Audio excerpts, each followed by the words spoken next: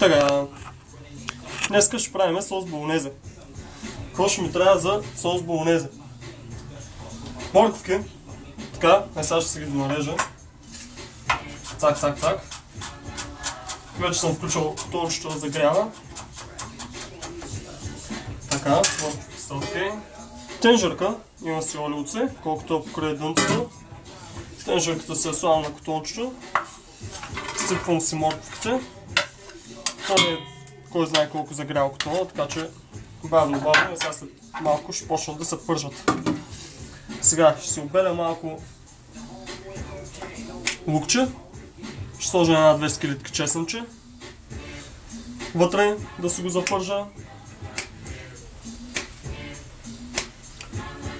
После, като се запържат зеленчуцата, ще сложим доматено сосче. Не, ще сложа каймичката, която също ще я позапържа.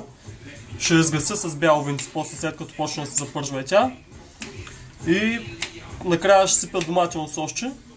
Може би тогава ще прибавя още една скелетка чесънче, колкото за аромат. Защото като я сложим в началото е за вкус, като сложим към края е за аромат.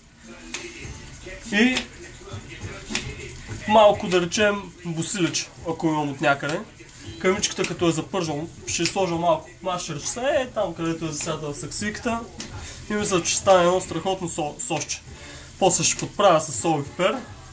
И с това сосче вече ще си залея спагетките болонезе. Това е.